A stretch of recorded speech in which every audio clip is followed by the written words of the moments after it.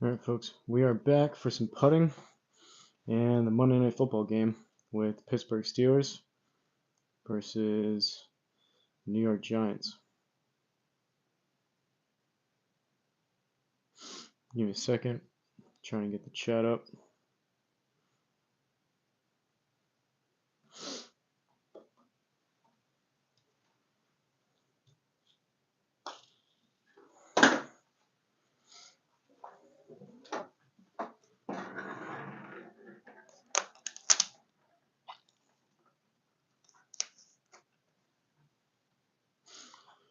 Can already tell I have, probably have to tuck this shirt in. I have one of those fleece knitted flannels on, but the flap is going to get in the way every single time I putt.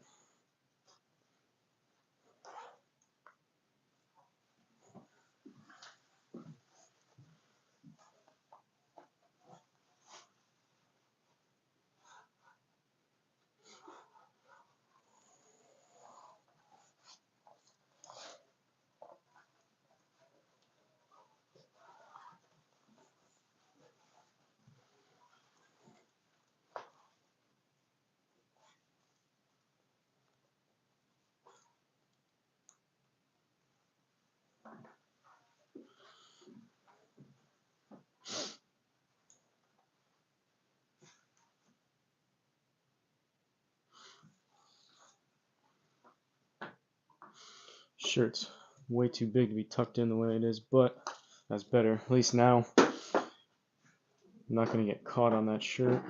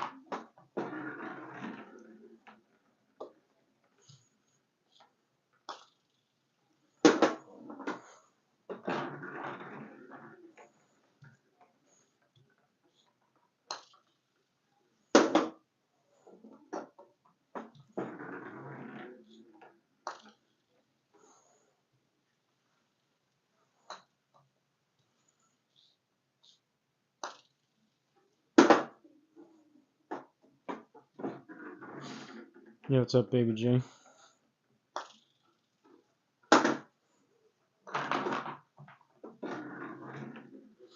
First, you are the first commenter. What's up, Turbo?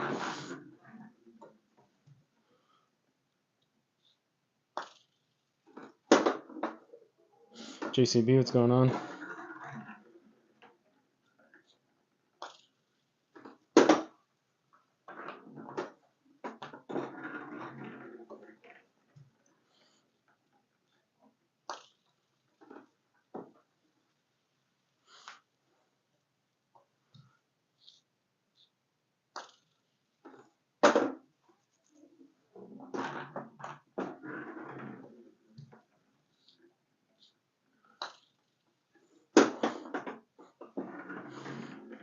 Going to play 9 holes tomorrow?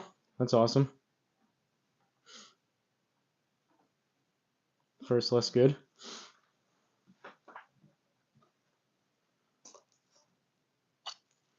What are you expecting, Turbo? Do you think good round, bad round? What are you expecting to shoot?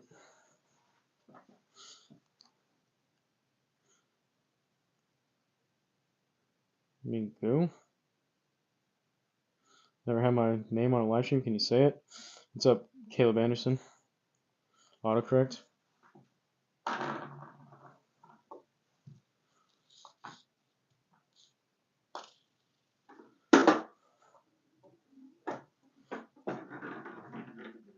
$47.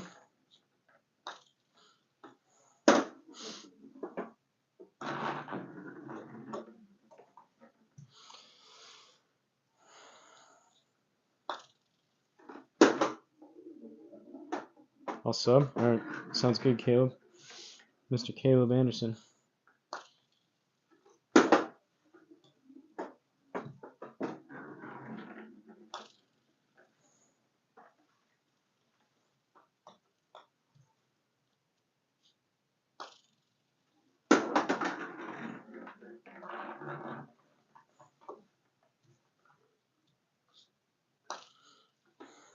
You guys watching the game tonight or what? Who you got? You got the Steelers or you got the Giants in this game? Definitely leaning Steelers, especially if Russell Wilson plays good again. I'm assuming he's playing. This could be another one of those kind of funky upset games. Haven't hit a golf ball in ages. 2015. You broke your granny's window. Well, you got to get back into it, Justin Allison. You go hit some balls. Go to the driving range or something.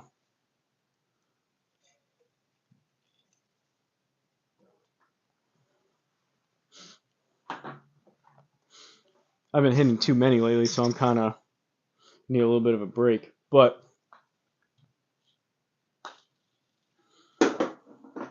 nothing better when you go hit some balls and you're actually kind of for no real reason just hitting it good that day.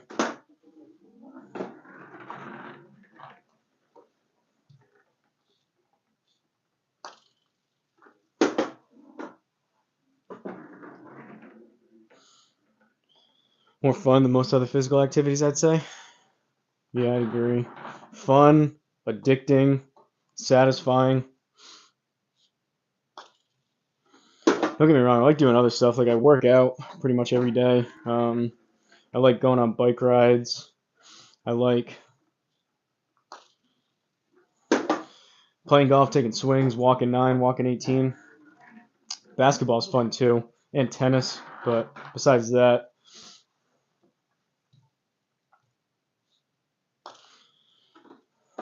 golf isn't the most active sport in the world.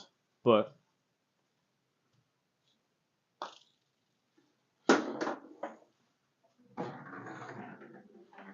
if Turbo walks 9 tomorrow, depending on the type of course, you could get anywhere from like 1 to 4 miles walking, just 9 holes. 1 to 5 maybe even, depending if the course is really long.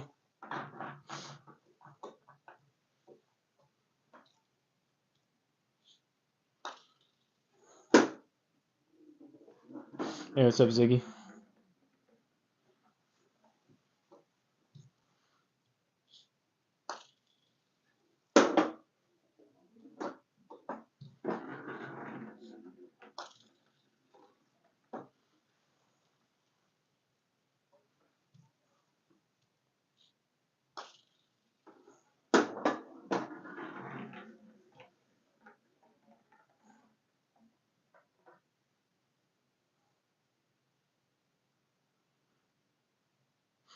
What's in the fridge? Nothing good. Injured at a football game, high ankle sprain. I've had multiple ankle sprains. Those suck. High ankle though, depending on how you rolled it or how you sprained it, high ankle is usually better than low. I've had it where I came down, jumped up for in basketball, jumped up for a rebound and came down on someone's shoe, side of their shoe like this, and like the outside of my like leg touched the ground. It was brutal.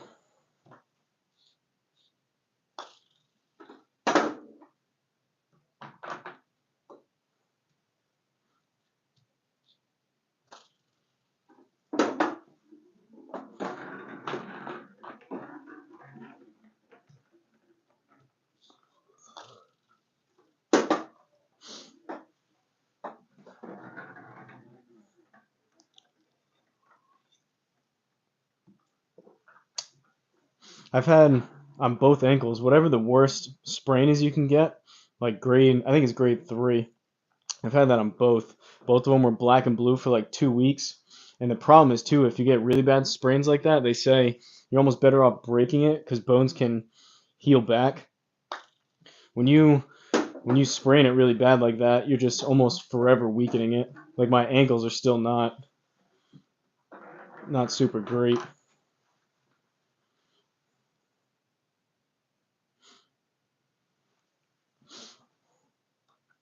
Yeah, Panda's been having a rough couple weeks.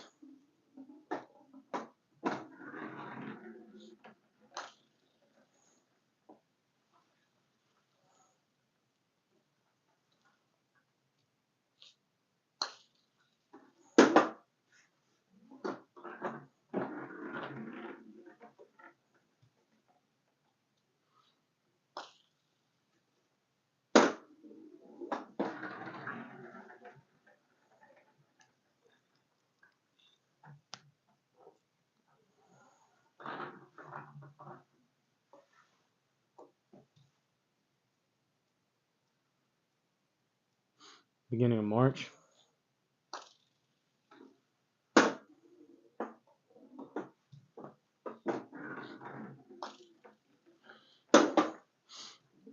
How long until you can like at least use crutches and get kind of up and walking around?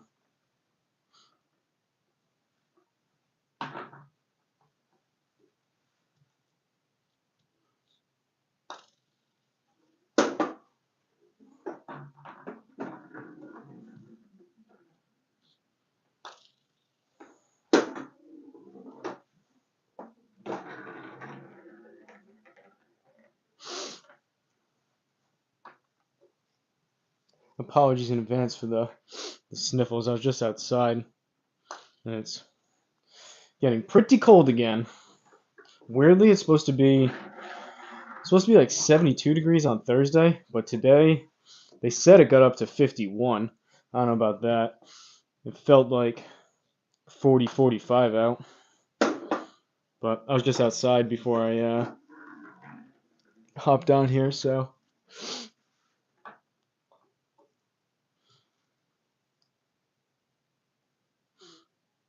no skiing or golfing or working out until March. Yeah, that sucks. You could do upper body. You could hammer everything sitting down. Chest, shoulders, arms, back. Hey, what's up, Boogeyman Bill? Bye, Caleb. Last surgery on Wednesday.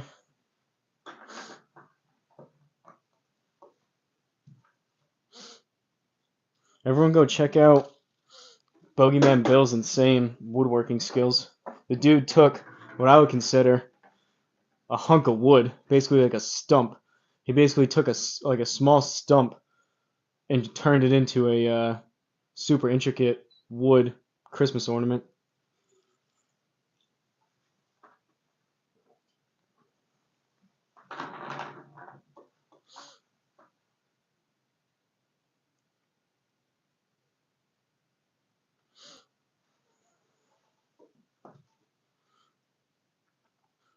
Run the ball because I was running back, went upfield, jumped on your ankle,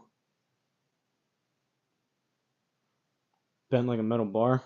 Yikes.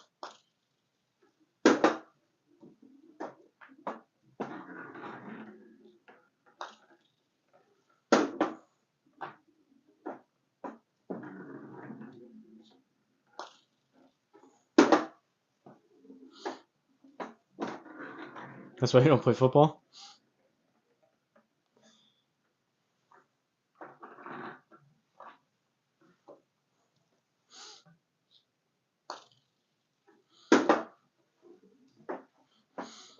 Yeah, it's Bill's other channel, Bill Turns.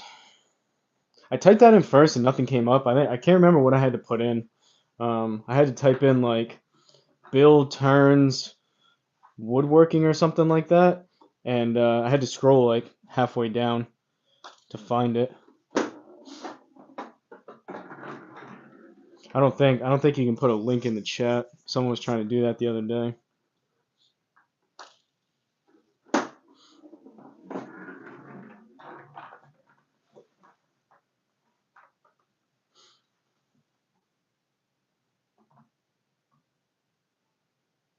Next year I'm gonna do track.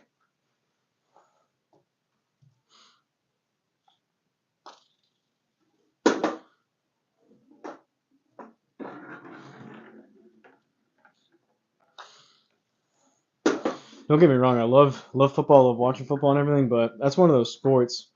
Even I'm sure Ziggy, you play enough football, even at lower levels, I'm sure Ziggy and probably everyone on his team has had one or multiple concussions. You gotta be careful with that stuff.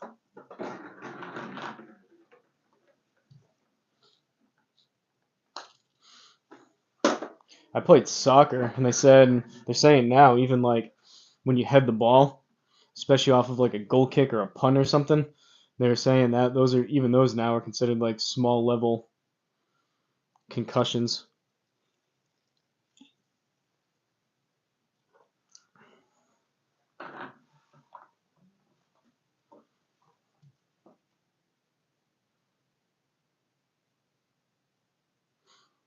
The injuries are stupid unless you have the potential to go pro. Exactly.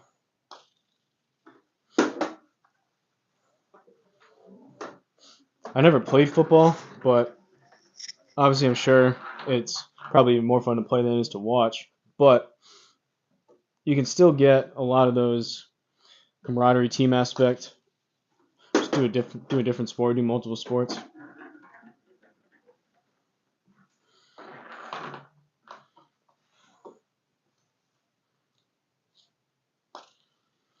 You only get one brain, one body, so you gotta try to do your best. Like Panda's saying, unless you're legitimately gonna go pro, gotta be careful and take care of it.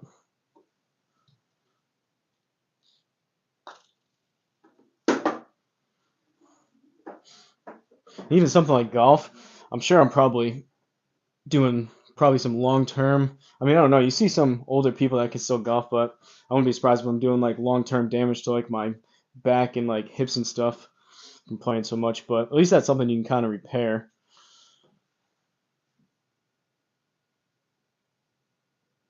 Play for the anger aspect, hitting people.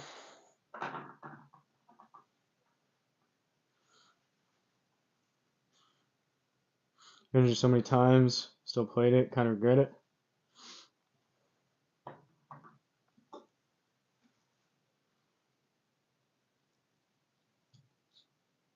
Go find a let your anger out. Go find a boxing class, but just don't do any of the sparring. Just take like fundamental type of boxing classes where you're hitting the heavy bag, hitting the pads. You throw haymakers for a minute, you get all your anger out pretty quick.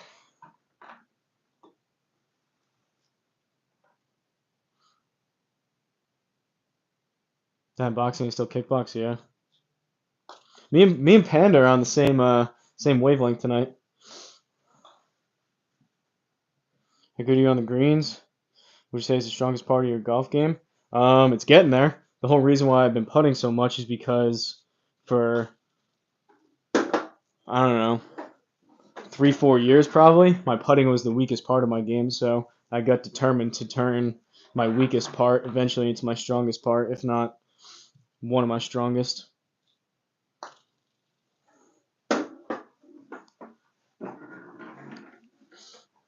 My strongest, realistically though, my strongest part of my game kind of changes from round to round. So just depends what I happen to be hitting good. Sometimes you drain a couple long putts and you say you're putting well. Other times you hit multiple really good putts that just don't drop, but they're still good putts, but it doesn't necessarily reflect. Suck at short game. My chipping is usually pretty good. Driver over the past probably month or so, driver's been the weakest part of my game. I gotta fix that, but that's kind of how the way golf goes. It goes like certain things you're hitting really well. Either your putting's really good, your chipping's really good, long irons, mid irons, hybrids, driver. Something's good, and then you focus on something else that's not as good, and then by the time you get back around, things that were good, you got to work on again. It's like an endless circle.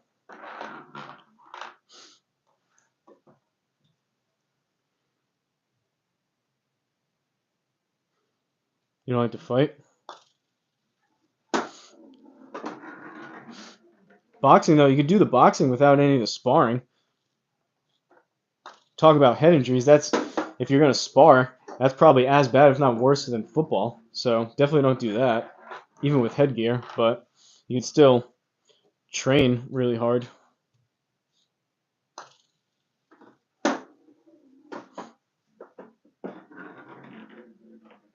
Yeah, wrestling too.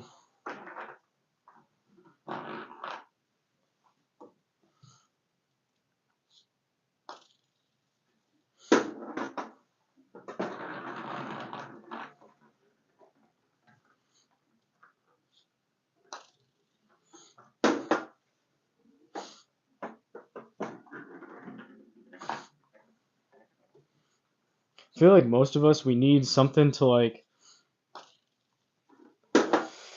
for you, I guess you said get the anger out, but like exert energy. For me, that's working out. And then I feel like you also need something like skill based, like pool or darts or golf or something that's like you can work on and like hone your skill on. That's not just like brute force type of stuff.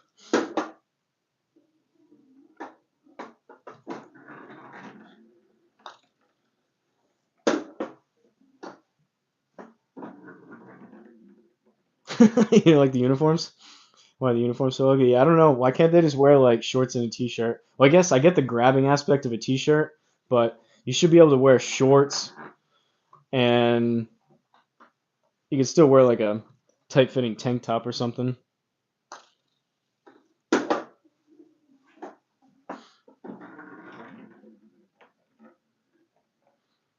Broke his leg. Bone was out because he was really strong on his legs. I feel like wrestling though, for that to happen, that he must have like someone must have had his. I don't know that much about wrestling, but he must have been in some kind of like leg lock hold or whatever, and he didn't tap, so the guy broke it. Like usually, if it starts to hurt that bad, you can just tap and it'll be over.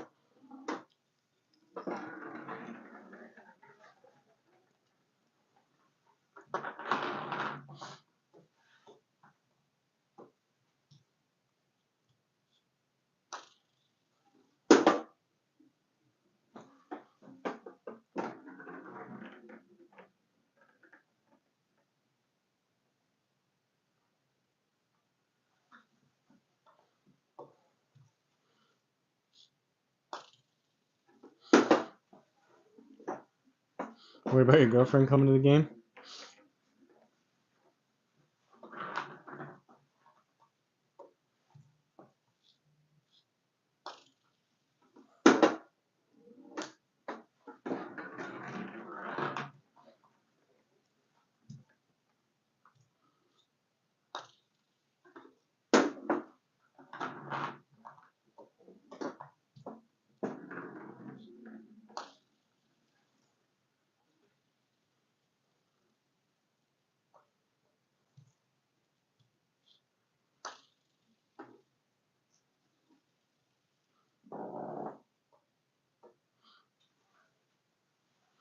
Match, I guess I should say.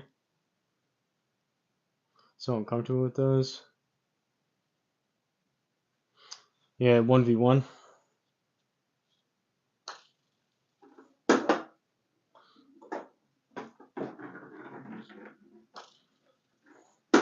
I didn't play golf in like high school or anything, but I can imagine it's kind of similar, I would bet, where you're on the tee box or you're up to hit a shot or a putt or something and there's people watching. Not that it's 1v1, but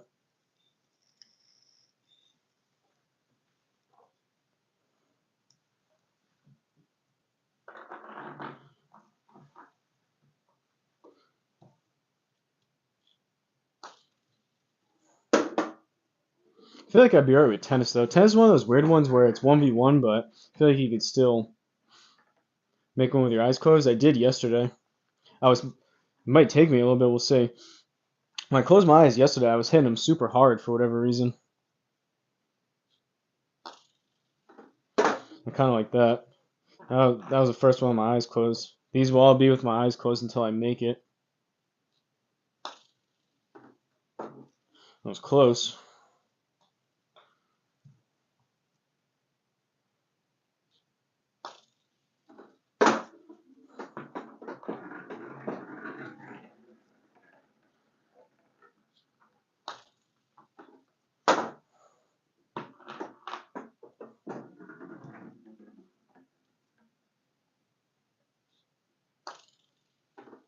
There we go. How come I didn't play in high school? I don't know. I should have. It was a small team, I just didn't play golf. Not that many people play golf, so I did volleyball instead. We had golf in the spring, so I did volleyball. I played soccer, basketball, and volleyball, and pretty much I would say 75% of the basketball players all played volleyball. So that's how I never played volleyball in my life until freshman year. Few people played baseball, but usually, at least my high school, it was like the football people a lot, like 75% of them played baseball, and then the basketball people played volleyball. I should have though. Free greens fees. I'm back. You remember me? I remember your name.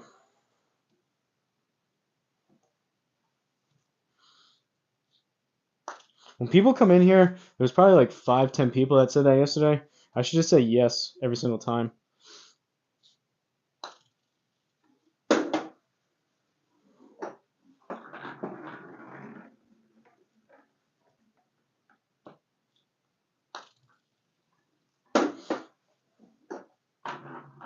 I did track and field in junior high, but that kind of sucked. Not for me.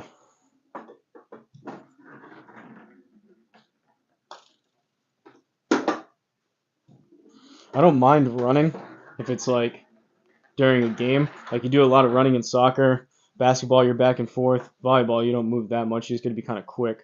But I don't mind running for that stuff. But like cross country or like track events, that is not for me. Just running to run.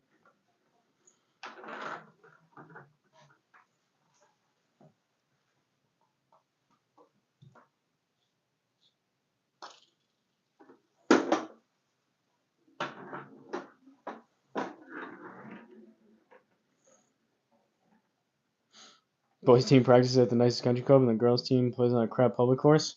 That doesn't sound very fair.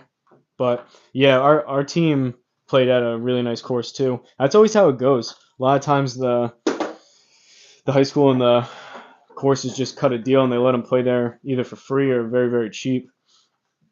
But that's what I'm saying. I should have, if I was smart, I would have, and I would have been way better than I am now. But the team sports are fun in high school. What's up, Powermation? I'm cool.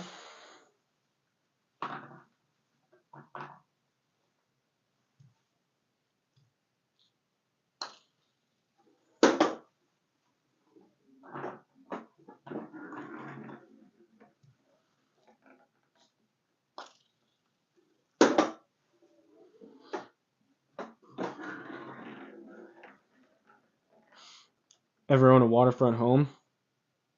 Not unless I'm like loaded to the point where that's like a second or third home. That like if you're talking water, as in like ocean, after seeing these hurricanes, no thanks. I don't mind the beach, but I'm not a big beach person. But pond maybe or a lake. You're having a good day? How old am I? You have to guess.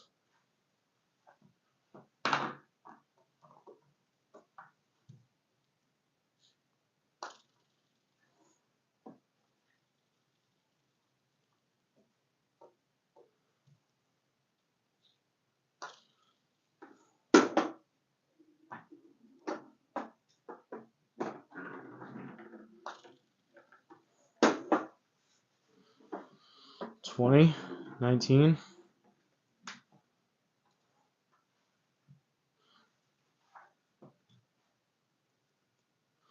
Lake house, river house, ocean house, creek or pond house.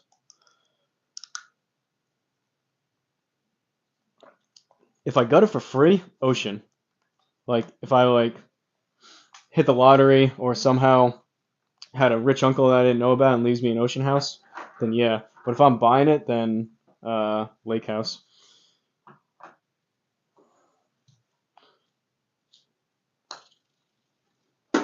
hurricanes are one thing which are terrible, and they do happen. But even just the salt water just destroys your house slowly. Everything else too, cars, anything that's just near the ocean, all that salt air just destroys stuff.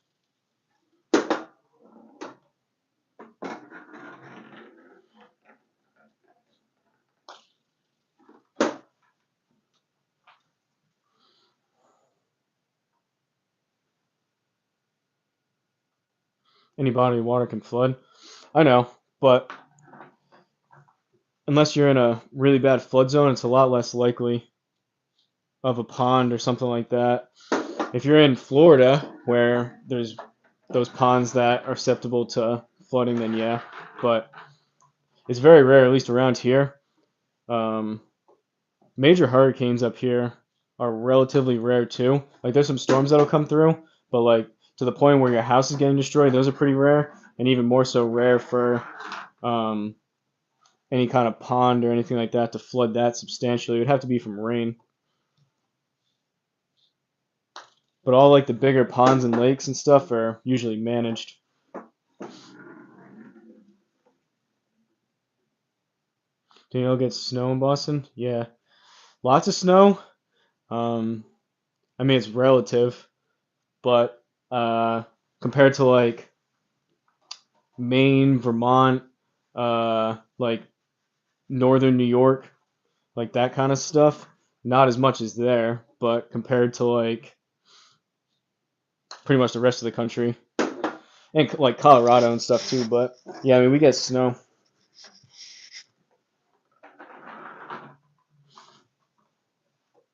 I would say usually all depends on the winter, but I would say usually in the neighborhood of like 5 to 10 decent snowstorms. Some being like a foot of snow or more, other ones being like a couple inches per season. Here in Pittsburgh, rivers flood every year real bad. Salt from the snowplow eats away your cars, buildings too. Yeah, I know. That's why like you go to Florida and all the cars look super new and shiny even if they're older, just because they don't have all the salt on the roads. California too.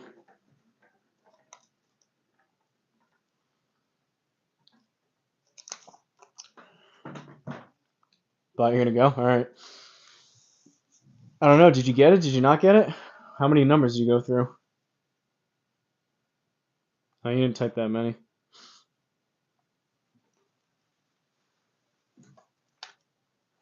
Yeah, I don't know. I've never been to Pittsburgh, so I can't tell or can't say exactly how much snow you guys get. But to me, from what I've seen in NFL games, I would say Pittsburgh, you're probably pretty similar snow wise. Maybe not, though. I don't know.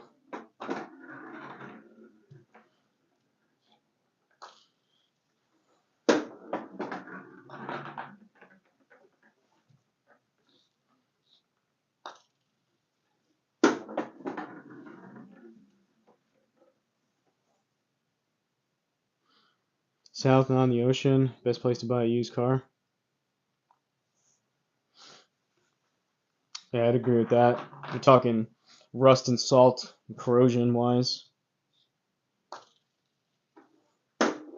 Some states, though, it's weird. Some states, like if you're talking like older, like reliability wise, states have a lot of different like inspection guidelines and protocols that cars either have to pass or don't pass.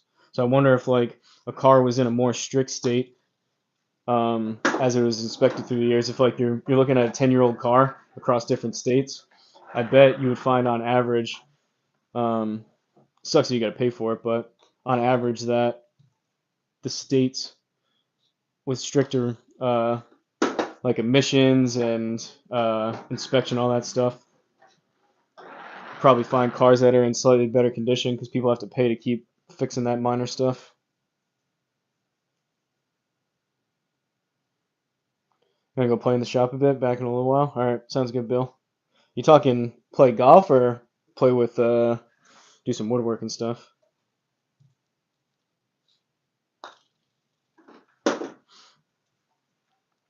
I don't know how long I'm gonna be live. I don't know if I'm even gonna make it to the start of this game. Used to get a lot of snow, recently not so much. Very mild winters.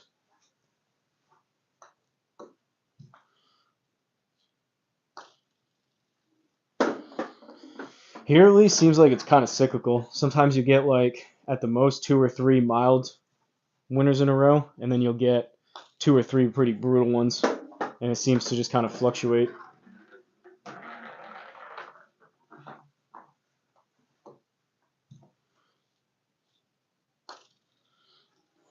Snow's one thing, but if it's like under 6 inches, usually it melts pretty quick, and it's not that tough to like shovel and snow blow and plow and all that stuff. To me, it's just like the extended stretches of weather when it's like 15 degrees out for like 2 weeks in a row.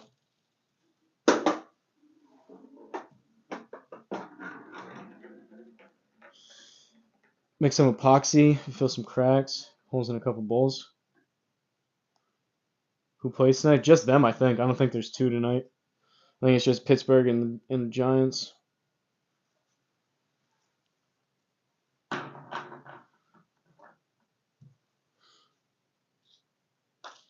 I don't have as strong of a feeling of an upset as I did with last Thursday night and then the Patriots. I had a pretty decent feeling. I was calling that out like 20 minutes before the game started that the Patriots were going to win that. And I had a feeling too on that Thursday night game. I have a smaller feeling about tonight about the Giants pulling off an upset, but I'm like 75% Steelers. I think are probably going to win. Just depends if Russell Wilson plays good or not. Pittsburgh's not losing. Russell Wilson's starting, right?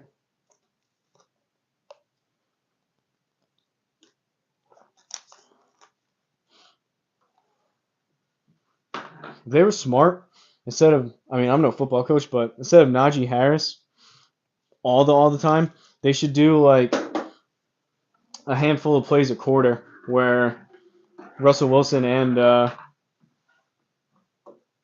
Fields is back there taking a snap together. So that way the defense will be so confused they don't know if they're either of them are going to throw it, if they're both going to run it.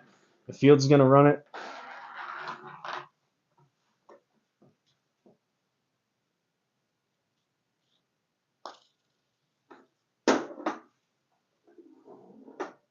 Steelers don't lose though.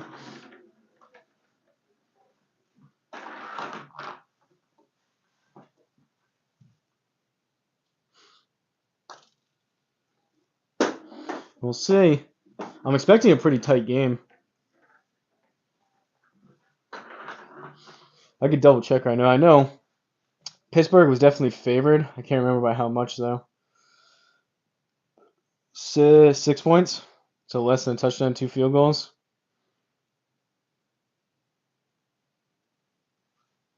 I guess the points, if I were to bet on this, the points would be safer versus picking the Giants to win outright.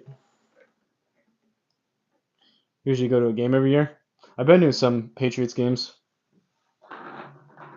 They're fun, but it's also nice, at least for Gillette. I know the stadiums are different, how to get in and out, and the cost of parking and the tickets and all that stuff.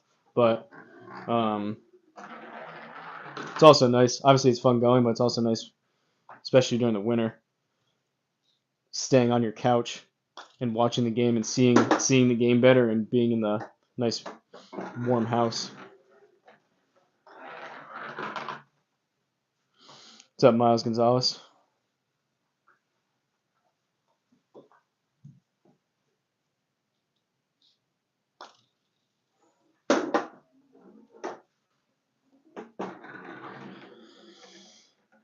What's going on with the Celtics? Are they playing tonight? Or they're playing the Bucks at 7:30.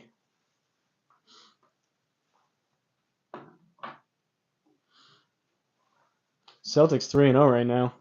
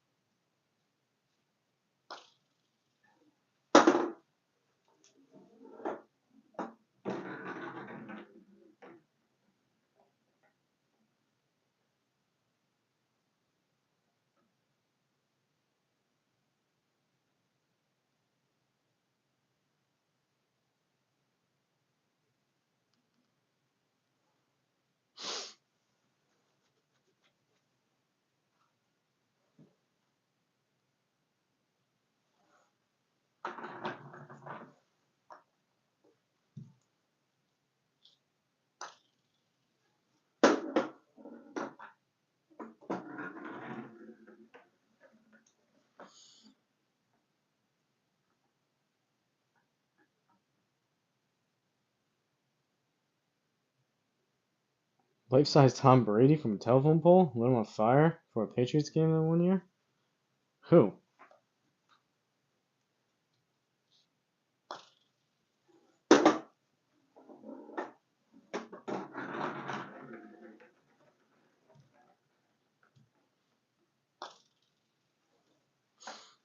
The terrible towel, is that still a thing in Pittsburgh? People still bring the yellow towels?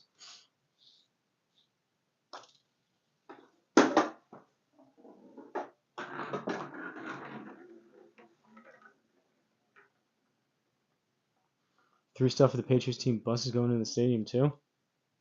You guys are wild. I don't know if that would fly nowadays. I feel like the team's got a pretty good police escort going in and out of the games now.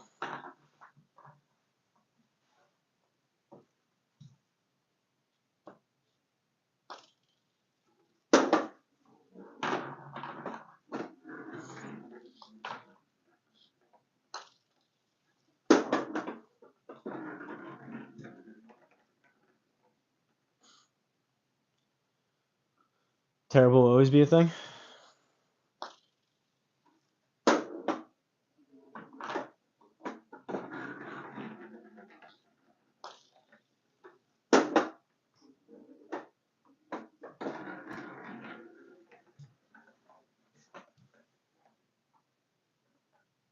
Only 3 cop cars with hundreds of fans. Yeah, a little bit outnumbered.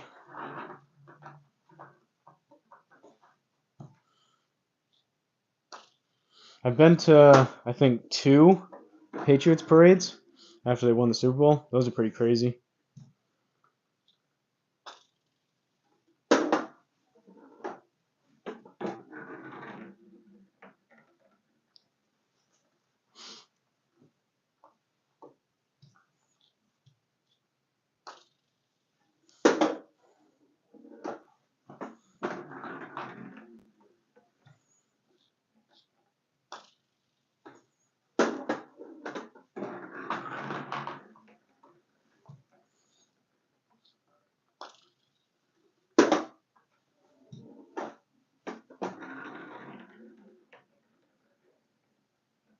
You're not a real Steelers fan if you don't know multiple terrible towels.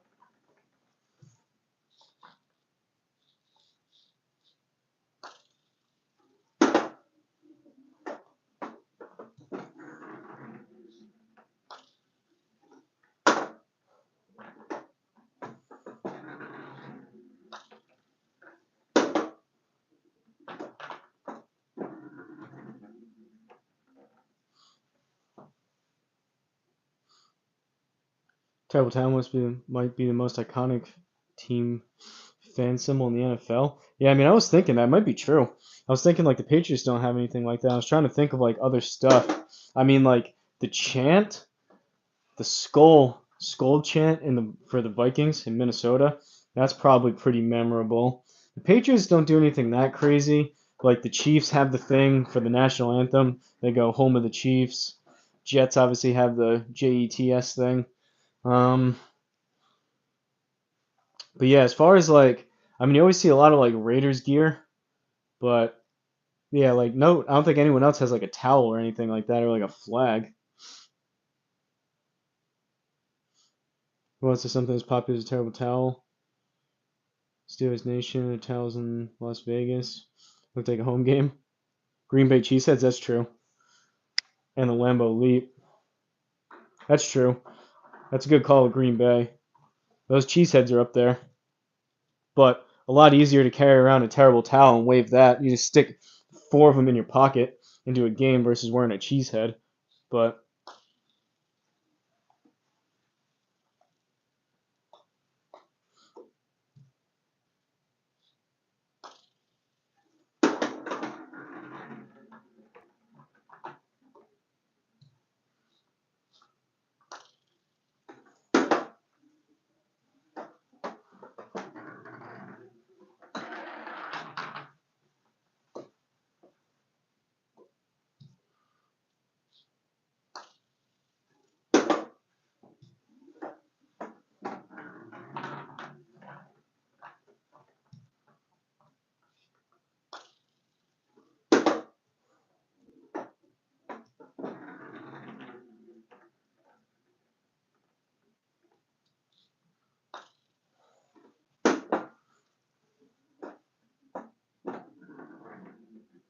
blow up clapsticks or pom poms.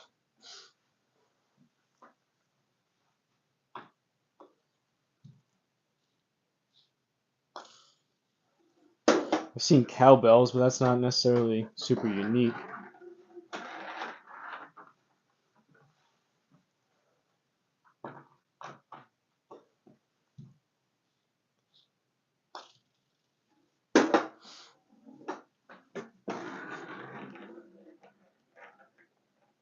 Is it Danny Dimes tonight?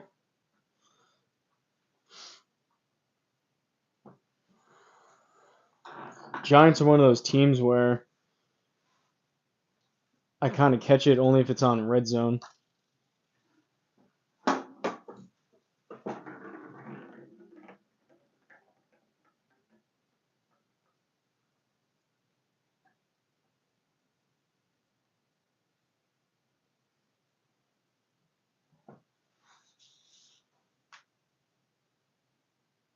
I guess the Patriots, they had that. It was only that one game though, or like a couple games. They had the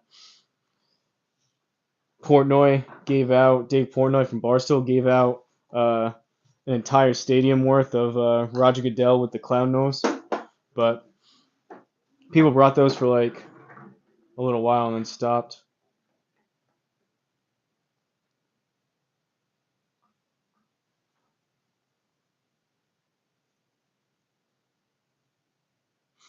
More than half the stadium do the cowbells. Yeah, that'd be crazy.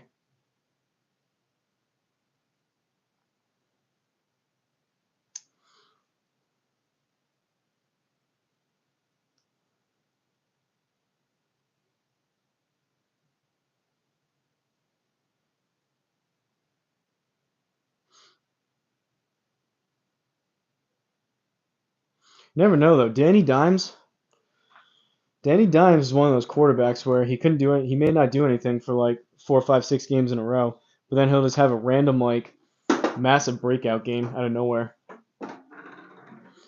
Hi from Italy. What's up, Robert Molnar? Hi from US of A. NFL teams don't even do whiteouts or stripe out, really. Yeah, you see that more in college.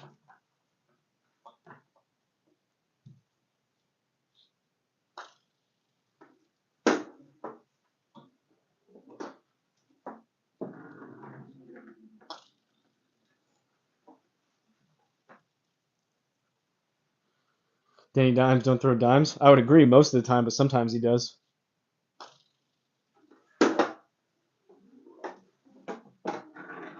So far on the season, he's 150 for 240, 1,400 yards, 6 touchdowns, and 4 interceptions.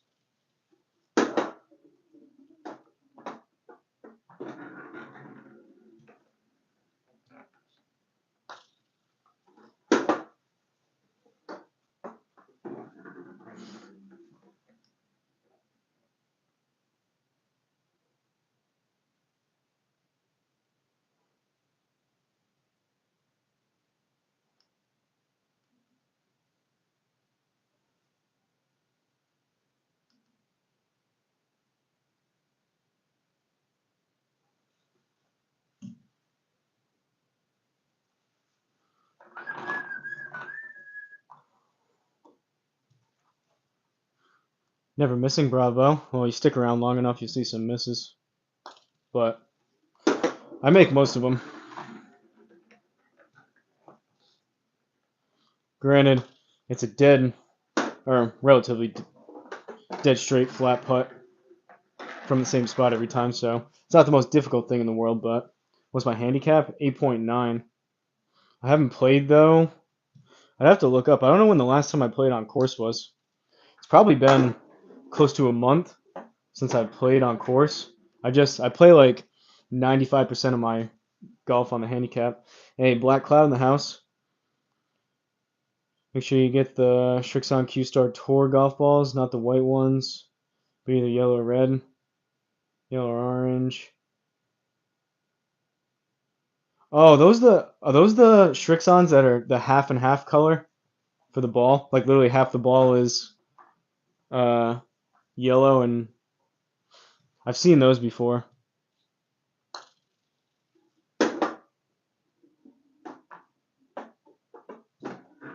That might be, I don't know.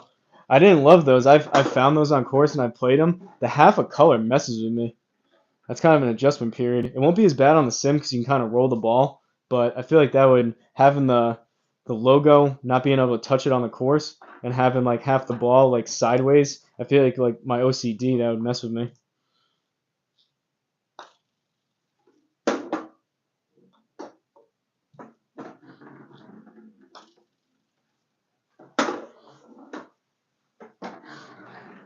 I went crazy when I found like exactly the super fast the ones that I like. It took me a little while to find exactly what the ball was, but I think I bought five five cases of them. So I've broken them probably half of them so far. I've used like half of them, but I still got probably a case or two left of those super fast, which luckily they take me a while to go through. They get chewed up pretty good by the wedges, but all balls do. Give it a try because they produce better numbers and performance than Callaway super fast balls. I'll try them. Next time I buy balls, I'll buy those.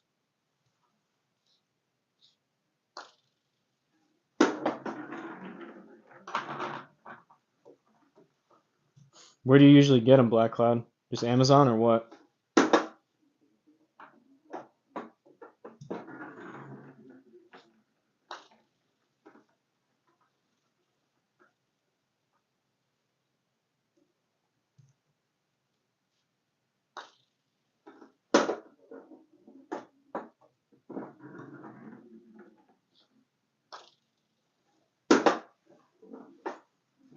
Golf Galaxy? Or Dick's?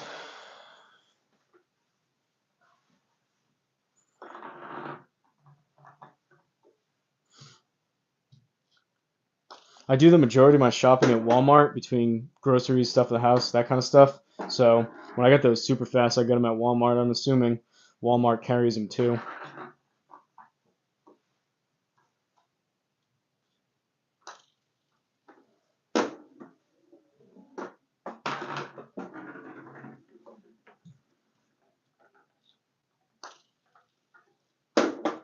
I had a yellow and blue one of those that I found. I don't know if that's still in my bag or somewhere or if I lost it, but for me to get best golf ball is always a Pro V1. I know they're expensive. When it comes to serious tournaments, I would always use those.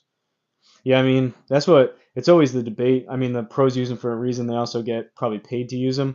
But yeah, I've never played in like any big tournaments like that. But if I was like got entered into a tournament to possibly win some money or something, it was like a 1v1, I would probably buy Pro V1s if it was like something I really wanted to like perform and play well. But like you said, they're expensive, so catch them on sale if they have a deal. Buy 2 dozen, get one free. Usually get 6 dozen for like 160. Yeah, I remember you said that last time. I don't know. I'll have to. You really like them, so I basically did the same thing with the super fast because I know I like them. I'll probably just end up buying one box, or ideally even a sleeve if I could, just to try them, and then go from there.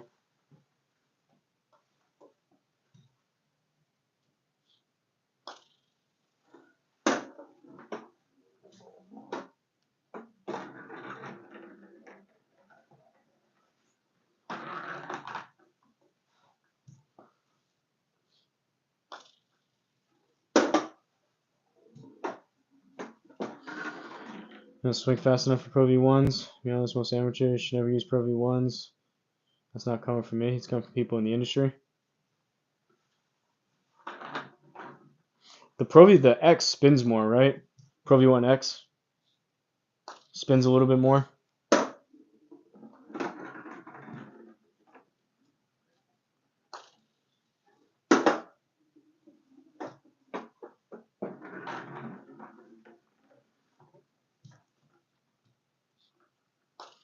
I mean, it's all relative though, because I'm thinking like you could use Pro V1s, but I'm the type of person, if I have a Pro V1, I find one on the course and I have it in my bag, I'm likely going to use that thing until it's pretty beat up. So at that point, like, I feel like if you're that good and it's that serious at golf and you're getting Pro V1s, you're probably going to retire the ball even if it has a little tiny scuff on it. So, but I'm with you if you're going to spend the money for it. I'm a pro, so that's why it's best for me. Lose 10 to 20 yards on other drives when I play a cheaper ball. That's pretty crazy. I've never done that intricate of testing.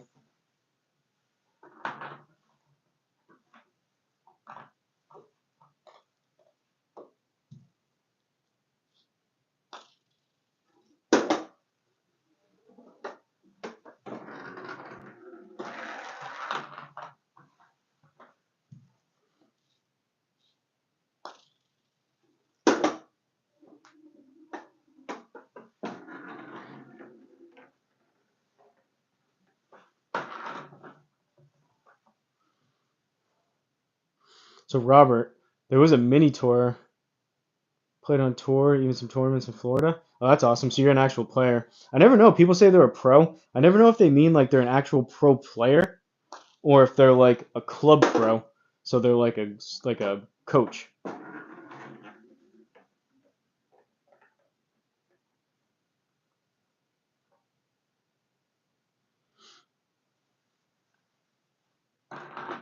That's awesome.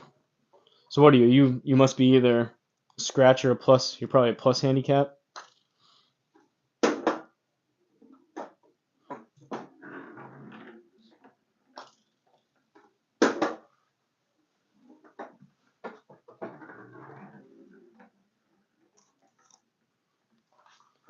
I keep doing that.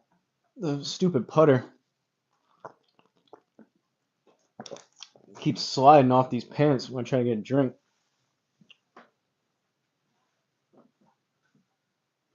You lose your handicap when you turn pro. Yeah, but if you were to play someone for 20 bucks, what would you say your handicap is roughly?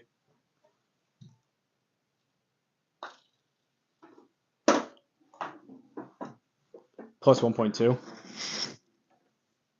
That's pretty good. Teaching pros and playing pros. Pros that teach, pros that play. Some do both. Look at Michael Block. Yeah, I know. It gets confusing when people just say I'm a pro. I never know exactly what they're. I always have to ask them what they mean.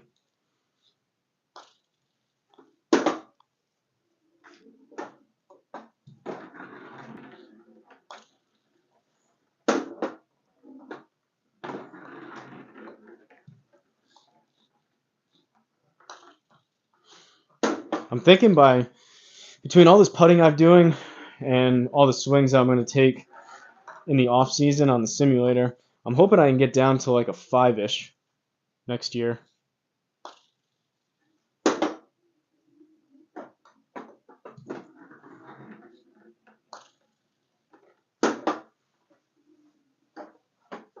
It's just tough getting down closer to scratch. It's just the difference between like a few good rounds that you have some putch drop or whatever. I feel like the rounds like that I've shot 2 under and 1 under on 9 holes, I wasn't even doing anything that particularly well. There was just a couple like somewhat longer putts that happened to go down for 1 instead of 2.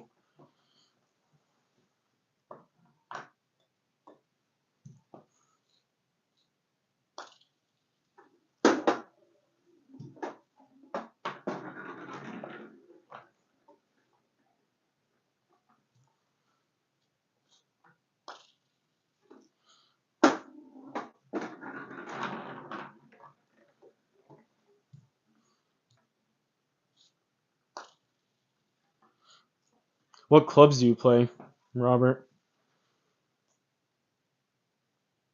I'm not playing always around scratch. Different path in life. Don't play very often. I was playing good, shooting the 60s. That's crazy. My best score on 18 was a 6 over 78, and my best score on 9 was 2 under.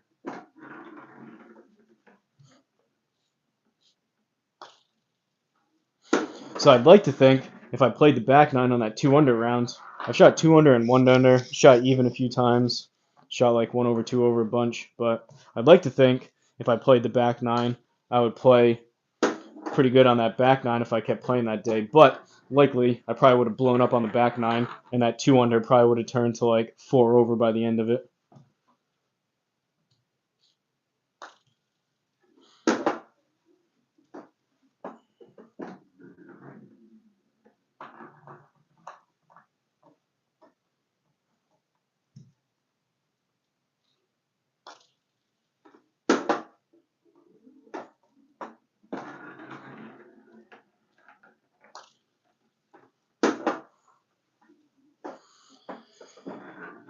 TSI 3 with 8 degrees of loft, irons Apex Pro from Callaway. I don't know, so I'm pretty much all TaylorMade. I have a TaylorMade Sim 2 that's also 8 degrees. Um, Apex Pro, what are those comparable to for Callaway or for TaylorMade? Are those like MBs, MCs, like 770s? I have a combo set of P770s and P790s. I go approach wedge through 7 iron are 770s, and then 4, 5, and 6 iron are P790. You're all ping. It's just tough. All the different like lines that all the different manufacturers come out with. It's tough to like the 770s. Okay, it's tough to know across all the brands like exactly where certain lines are and what they stack up to. Like I've heard of Apex Pros. It's just tough. I basically need someone to tell me what the TaylorMade equivalents are. Grew up on Top Flight. First set I had was a hand me down Callaway like X16s or something like that, X14s. And I've been pretty much TaylorMade ever since.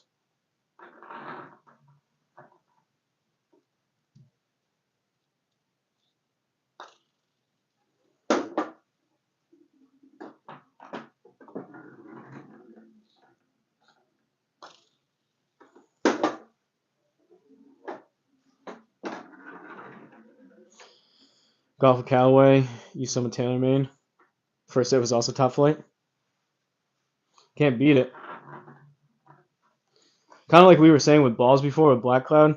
You're just starting out, and even now, like kind of what we were talking about with the balls with the average amateur.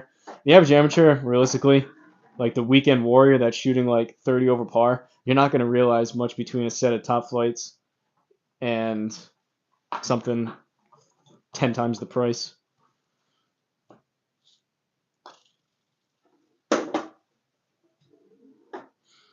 Same thing with the ball. Honestly, if you're like a 30 handicap, you could probably use a range ball and you could probably use a brand new Pro V1, and it's not going to make a difference. I think that's kind of what Black Cloud was getting at before.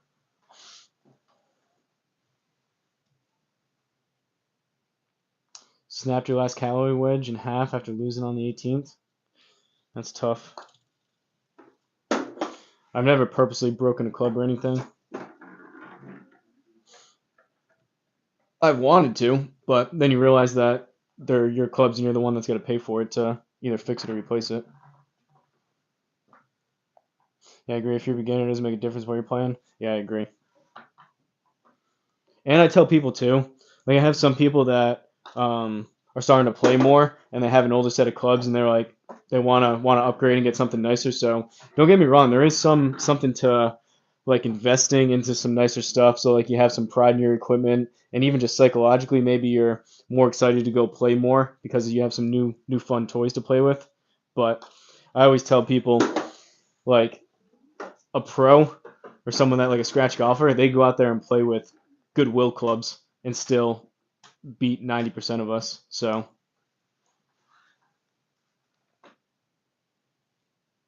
is your dad's club? You own a new one? I have two forged wedges I got on Amazon. They were like 35 bucks a piece. Those things are awesome.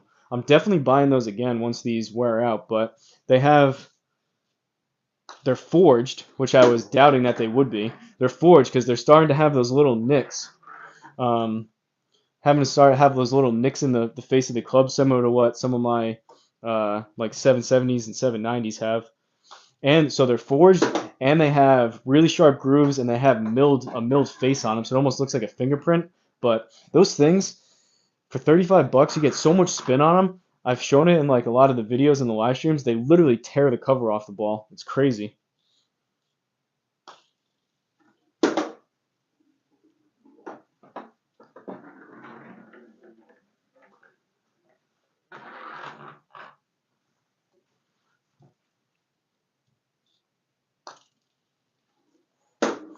I could buy basically you can buy like a new set.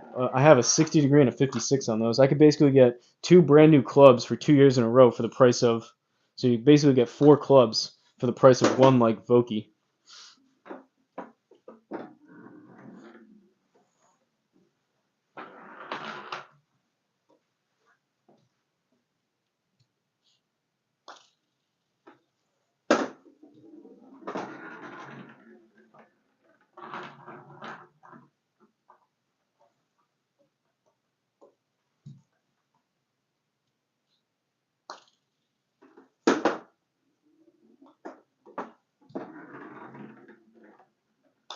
Tell you what though, if Callaway's irons are anything like this, I know Odyssey is slightly different, but it's owned by Callaway. But this Odyssey White Hot Versa 1, this thing is by far the best putter I've ever used.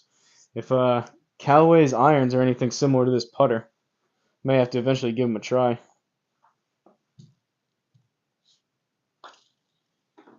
All I know is whenever I go into a store, I don't do it that often, but when I've wanted to upgrade or buy new clubs, every time I've gone in and tried out a bunch of different stuff, I always gravitate back towards the feeling of TaylorMade for whatever reason.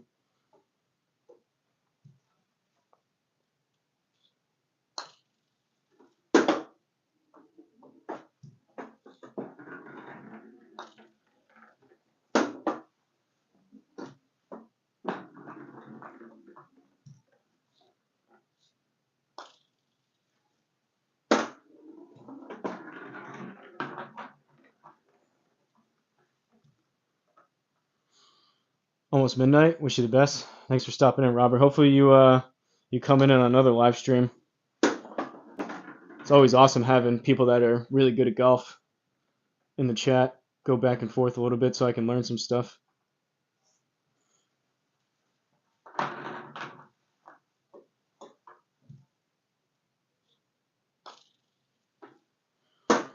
There was a Canadian. He popped in like 2 or 3 times. There's a Canadian mini tour player that was in here a couple times. He hasn't been here in a while.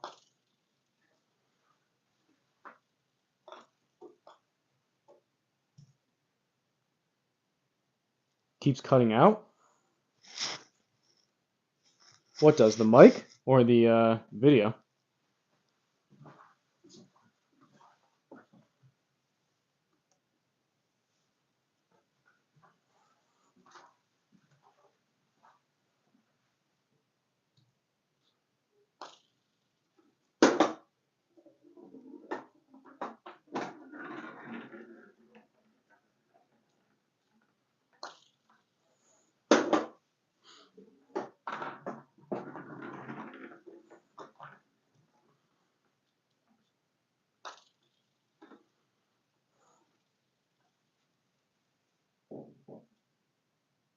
Won your fantasy matchup, even though Derrick Henry didn't go crazy. So you still up there for the top of the leaderboard for your league?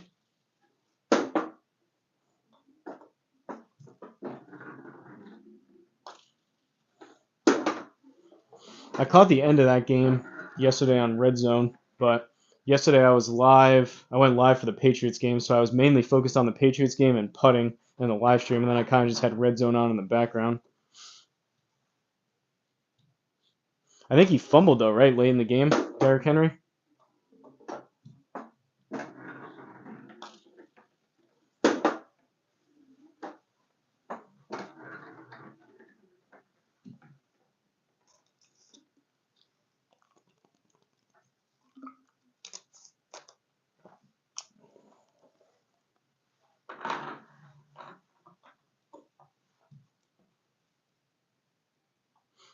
5-3 right now, second place for the division. Not too shabby.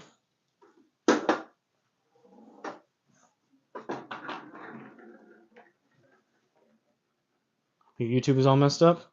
Yeah, I was gonna say everything seems fine on my end. Maybe it's your internet or something. Maybe try closing the app, coming back.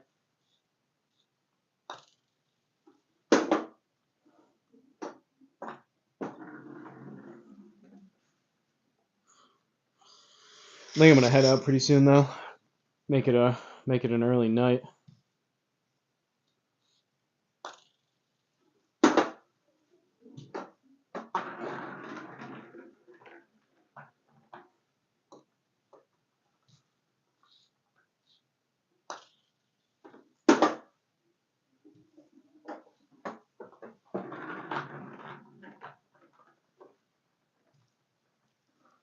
Stay for the game? No, I've been exhausted. I've been so busy these past couple days. At the most, I was gonna stay until the start of the game, but there's still another hour and 20 minutes before the game even starts.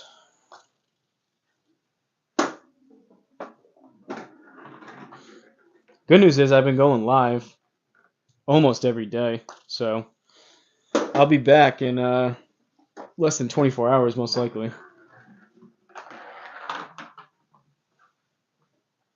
I was debating going live this afternoon, but I just didn't have the time. Possibly, it's supposed to be 72 degrees here. We'll see if that stays, but it's supposed to be 72 degrees on Thursday. Maybe I'll get outside on Halloween.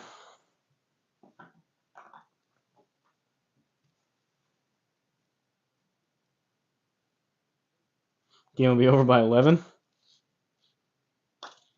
No, I appreciate it, but I can't. I literally fall asleep. I'm not. I'm gonna watch like the first quarter, first half. Honestly, I'm hoping that I'm asleep by 11. I had to stay up. When was that? 3 and 4 nights ago or something like that. I had to stay up until like 1 a.m. I was working on something. Uh, and that just threw off. Ever since then, I feel like I've been sleep deprived.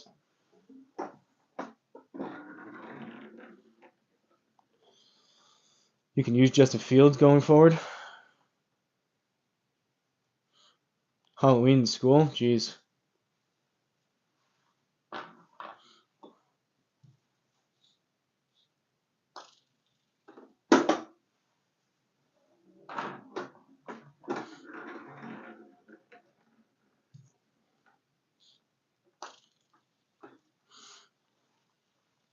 Thinking maybe. We'll see how my schedule works out and if the weather is decent, but possibly, if Thursday is actually going to be warm, go out and do a Halloween live stream on GS Pro.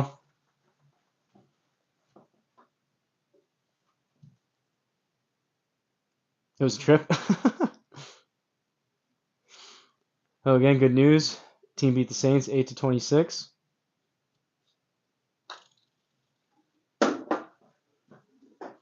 Congrats.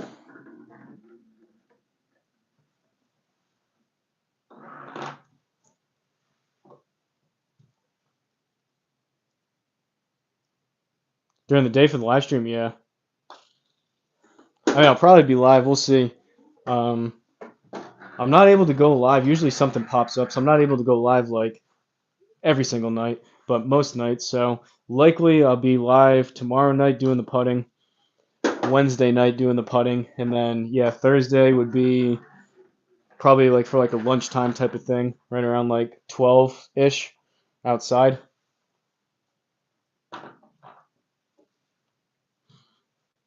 And I think what is it next week? Got to set the clocks.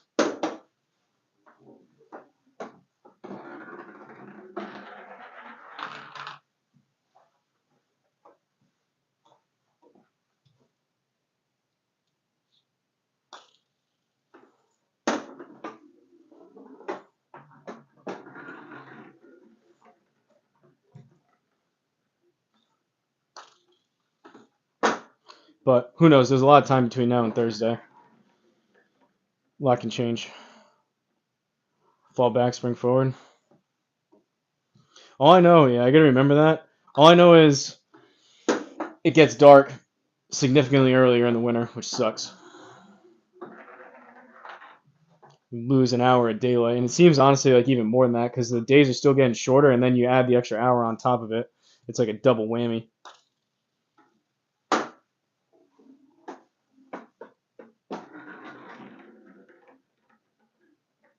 Teacher asked why I wasn't doing the work until her hot coffee spilled on your hands, so you couldn't.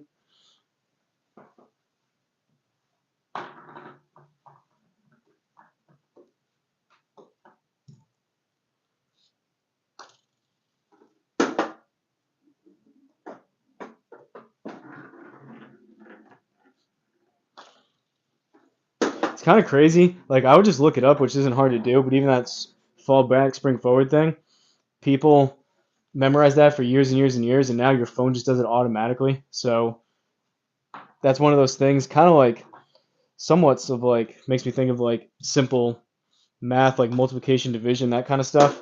I feel like a lot of the younger people don't even know that much about it now, and like stuff like that where they can just use their phone in 2 seconds and it either does it for them or they can just look it up.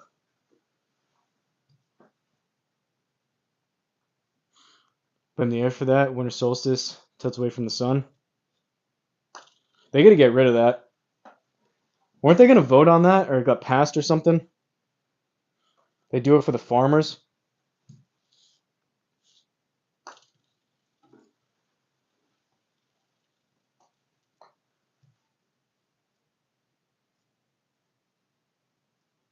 Oven stuff don't do it automatically. Yeah, I know. It's usually like at least for me, oven and microwave. I think that's about it though. I don't really have to change that much. Some cars too. Some cars you have to do it manually.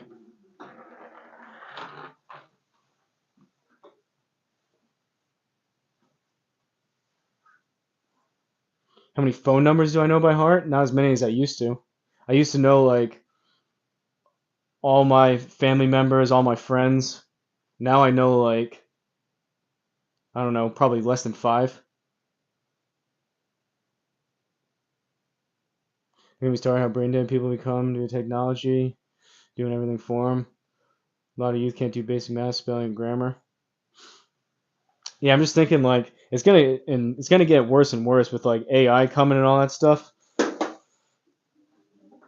But like even when I was in school, like you would have to memorize. Like most people could like fill out a map of the U.S. Like they would memorize. You have to memorize like every state's capital and all that kind of stuff.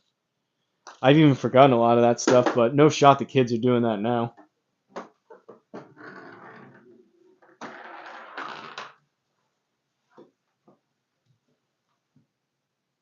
Tech has made us brain dead. Yeah. Well, I don't disagree. Another way, a positive way you could look at it is it's freed us up because we don't have to do and have all that somewhat menial stuff in our head and the ability to do some of this stuff. Another way, positive way to look at it is it frees us up to do other stuff. But whether people are doing that or not, that's another question. Kristen Carroll, what's up? Make cars smarter, not the drivers. Hey, people who text and drive is so dangerous, not worth it. Yeah, I know. I mean, that's kind of the way stuff goes. You have stuff that gets easier and easier for you. You have to do less and less. So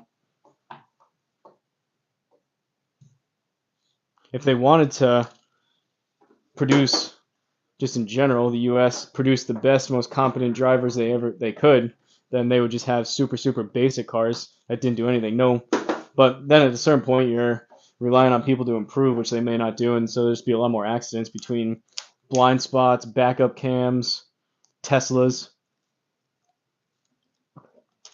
cruise control.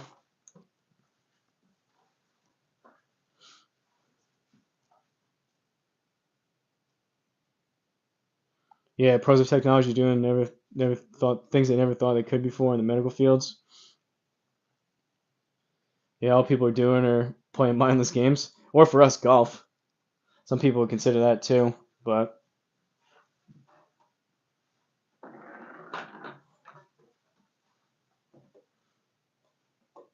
Yeah, I don't know. There's definitely it's a double-edged sword, and there's two sides of the coin. There's some really, really cool positive things going on, but also some very negative, dark things that are going on, seemingly from the same thing.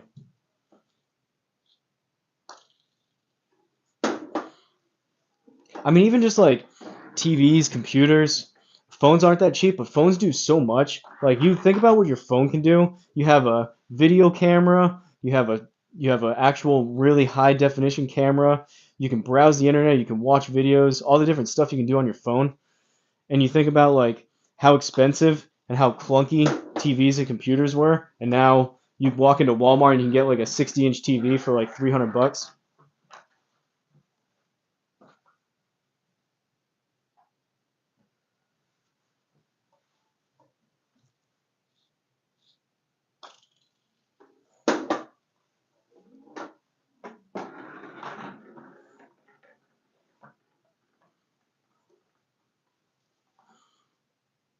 The question is, with the extra free time that people are getting, and they're going to keep getting more and more, how do you incentivize people to go out and try new stuff and find different passions that they enjoy?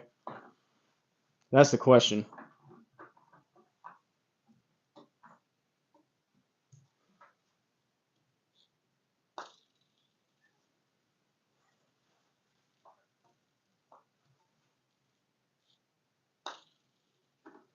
Not even incentivize, just how do you get people to go out and find passions that they don't even know about versus mindlessly scrolling on their phone.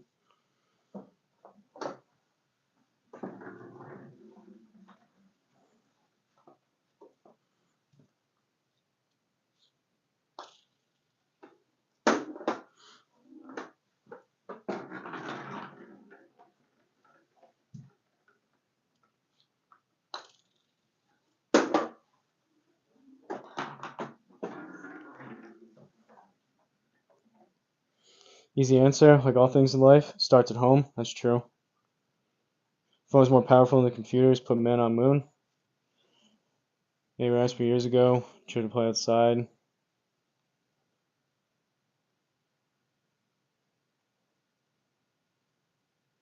They just always want to be outside, so let them go. Yeah, stay on the computer and video games.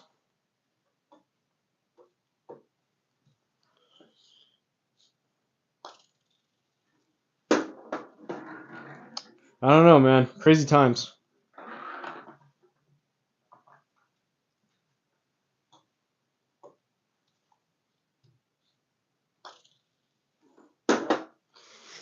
I've listened to multiple Rogan podcasts where they talking about putting the man on the moon, all the technology and everything. How I don't know.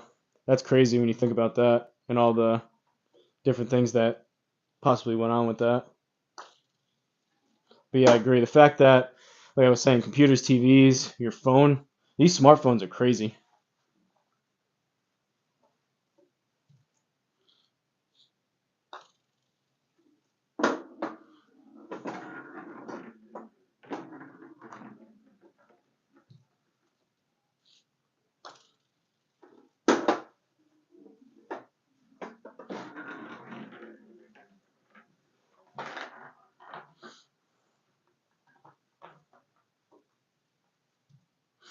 I'm thinking with video games. I guess luckily I've never had a big interest in them, but I'm just thinking like some people, similar to how golf is with me and you guys too, but like thinking like video games could be one of those things where people, it's addicting, same thing as golf, but and some people would consider it a complete waste of time and not good, but other people would consider that their passion, and I'm sure they get trying to get really good at a game or a certain skill or something, they get some like positive reinforcement and some enjoyment out of getting better at something. Same thing that we do with golf, but it's all about balance.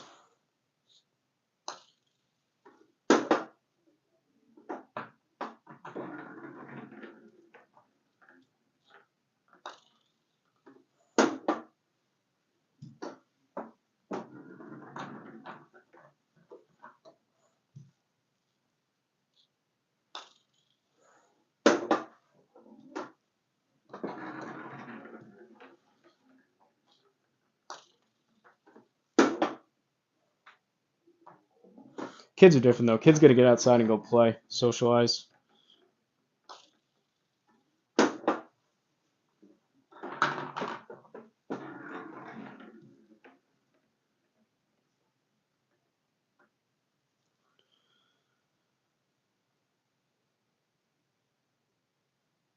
If golf sims existed when we were a kid, probably would have got heavily into golf and went pro. Yeah, I mean, that's crazy to think about now. With as accessible, like all of us have at-home simulators, as accessible as they are now, how many of like the younger generation is going to grow up having a relatively cheap, affordable, like there's going to be way more people now, kids growing up that have a simulator in their house because of their dad. Unless golf goes back to one of those things where kids don't want to play it because their dads play it, so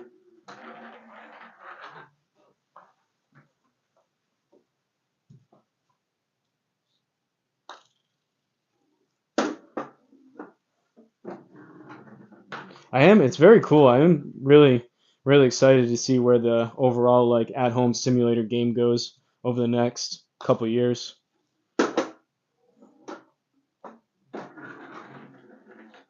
I think we're getting close to that point, to be honest.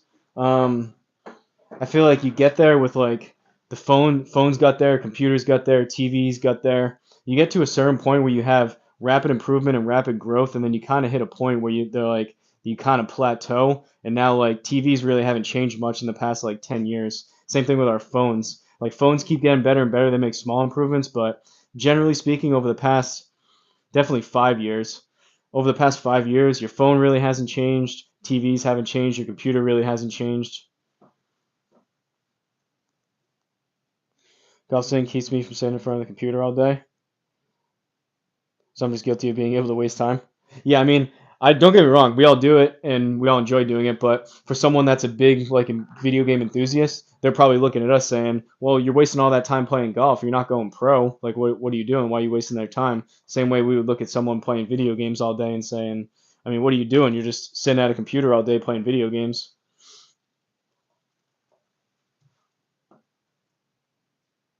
Golf sim keeps me from going postal.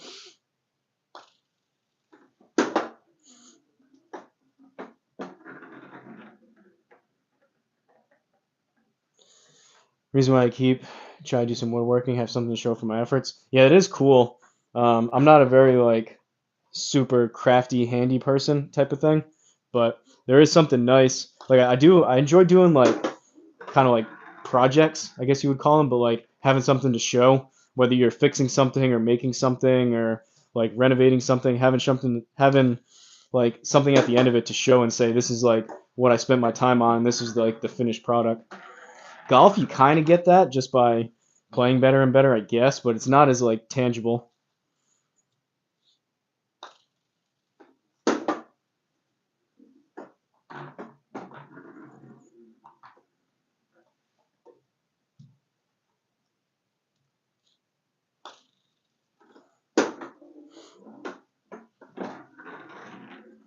Vince McMahon documentary a few weeks ago said they want to get into the dark side. Yeah, kid was wrong. They go into crazy stuff. So actually, something outlive you. Yeah, it's true. That's kind of morbid, but at the same time, that is true. Um, I started watching that. I fell asleep. That was maybe a week or two ago. I started watching it and I fell asleep watching that, but I gotta get back into it. It was good at the beginning with his dad and everything.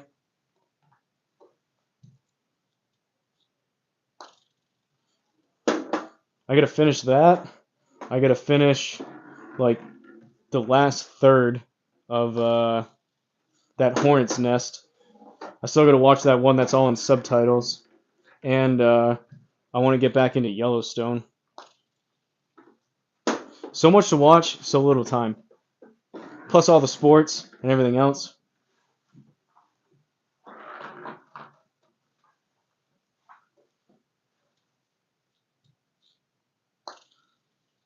Like even tonight, Celtics are playing at 7:30, and then you got the Monday night game at 8:20 or whatever it is. Like if I'm watching those, I'm gonna fall asleep probably watching those, and like I want to watch both of them, so I'm not gonna be able to watch like any kind of show or movie or anything. So it's tough finding the time to fit everything in.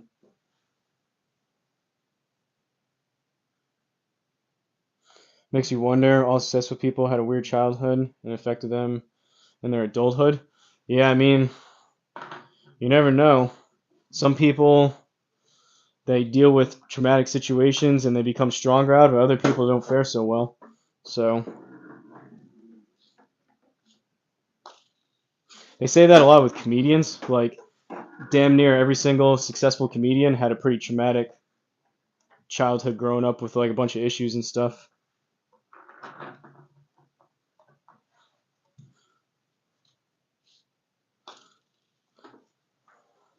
That's what they always say though. You hear like interviews and podcasts with successful people, and they would say that although a lot of times their childhood wasn't great, they wouldn't trade it for the world. But then they go their dilemma when they have kids is making it tough on them. They don't want to put their kids through the same hardships they went through, but at the same time, they know that the kids probably not going to be able to develop the same type of skills and mindset and all that stuff without some of that adversity.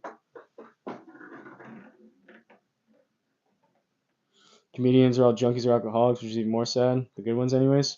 Yeah, I think that was more so. I think that was definitely more true back in the day. What it seems like now, it seems like not as much.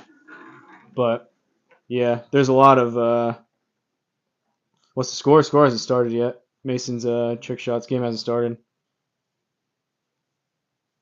It's at 8:20, I think, or like 8:15, whenever the Monday night game is. Tiger Woods' father was doing, yeah, in the van.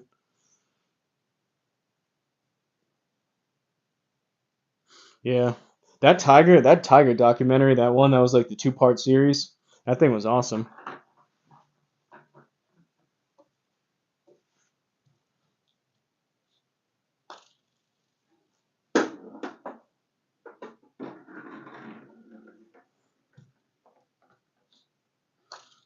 Something that I heard in relation to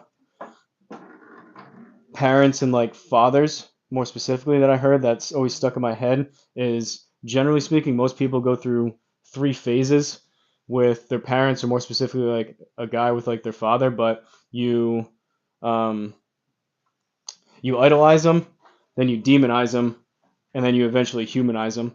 But as you're growing up, most people go through those same three phases.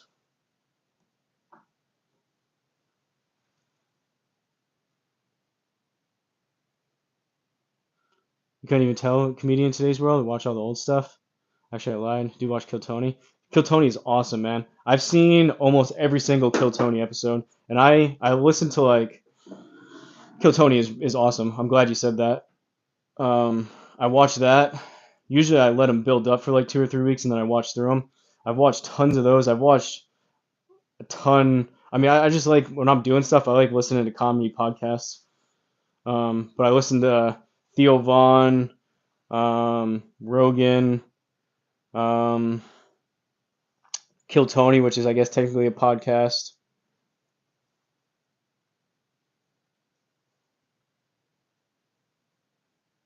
Yeah, I saw that with Puerto Rico. I saw he responded too. I mean, that was kind of weird, anyways. What was AOC and what's his name doing on a live stream together?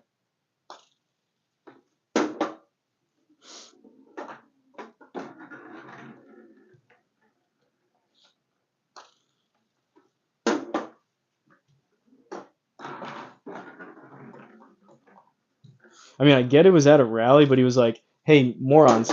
I'm a professional comedian. I make fun of everybody. That's what I do."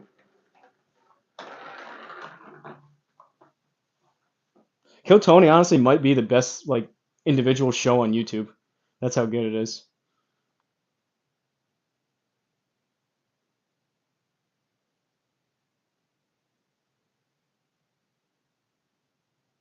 Change your name back.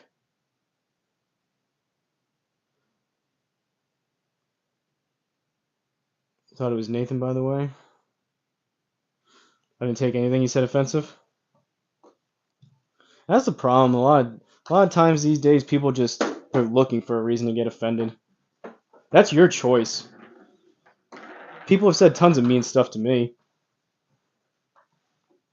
And I get some things are worse than others. Some people are doing it intentionally, some people aren't. But ultimately, at the end of the day, it's up to you whether you cause a big stink about it and you actually get offended, or you say, you can even say, hey, that's messed up. I don't care for that. But I don't know.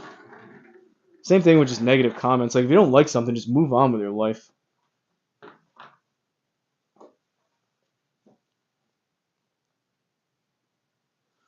Yeah, not say funny things. Or that's the whole point. Like, they're supposed to test the boundaries on things.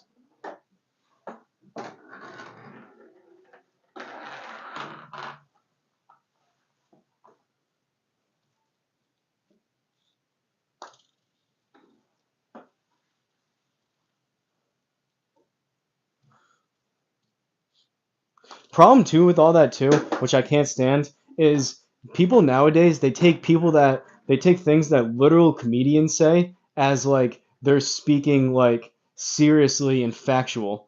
Like they're literally accusing him of him saying that like he thinks like Puerto Rico is a big trash pile, which clearly he was literally joking as he was saying it. But like people are literally taking things that are actual jokes and trying to turn them into like legitimate factual statements as if he was making like he was writing it in a book. I don't know. It doesn't make sense to me.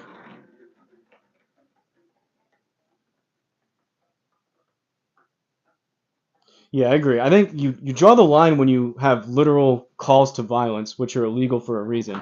But that's where you draw the line. If you're not literally calling for violence against someone or an active group of people, like actively calling for violence, then pretty much you should be able to say, at least in my opinion, you should be able to say pretty much what you want. Whether people find it offensive or not, that's really not the point.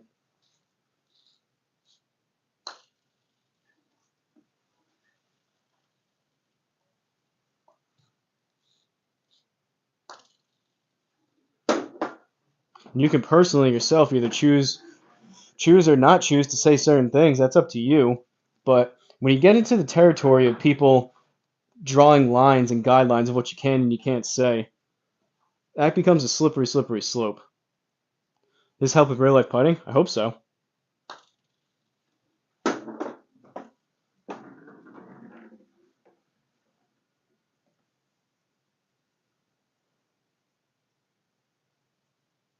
Yeah. I mean, that's what you get with news outlets, Black Cloud. Like I was saying, they take a snippet of what the entire thing he said and they chop it up and they write an article as if that's the only thing that he said and that was the main point that he wanted to get across, which is just completely out of context and it's a literal comedian telling jokes.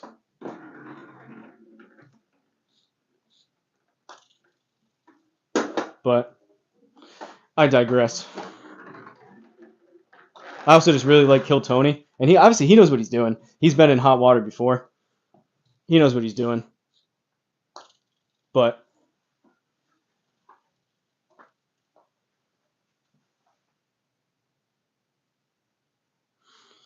they twist it how they want you to feel. It's not even factual. Yeah, no.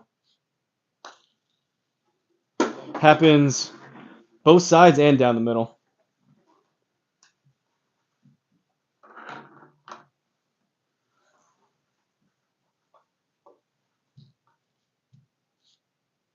That's why it's so tough nowadays with the news.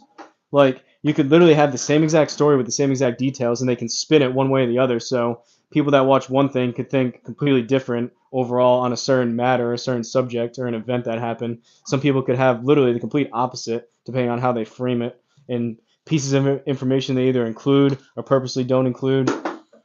It's crazy.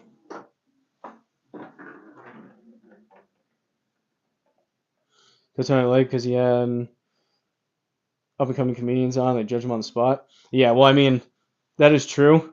I mean, I've seen almost every single Kill Tony episode, so you're preaching to the choir here.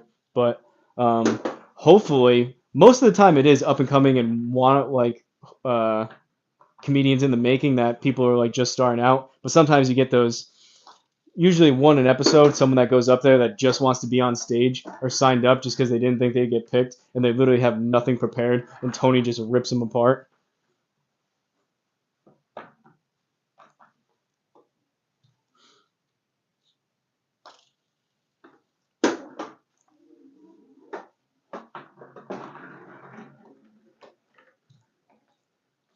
I saw a clip. That might have been this morning.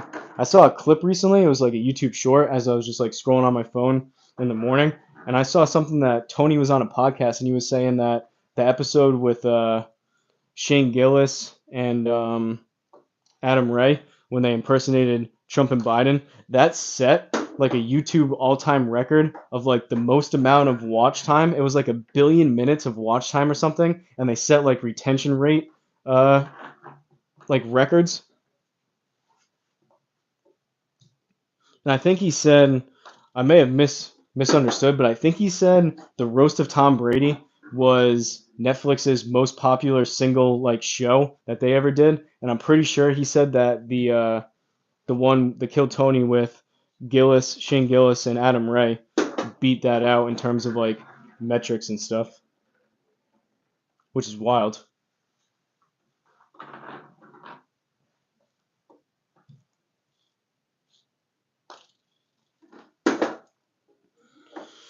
All right, folks, I'm gonna wrap this up. Celtics game's about to start. I still gotta do some stuff tonight, and then hopefully get to bed at a reasonable time. But um, we shall continue the kill Tony talk next time. Talk about Kill Tony all day long. I ain't never gonna stop talking about Kill Tony. Shout out William Montgomery, if you know what that is. All right, see you guys. See you, Black Cloud. Grandma Rose, I'm heading out. Have a good night, Bogeyman Bill. Thanks for stopping in. Have a good night, folks. Hopefully, everyone's fantasy teams do well. Hopefully, if you're rooting for the Steelers, they win. Hopefully, if you're rooting for the Giants, they win. And no one's able to root for the Bucks tonight. Everyone's rooting for the Celtics, so hopefully the Celtics win. But appreciate y'all being here. Appreciate all the support, and I'll see you on the next one.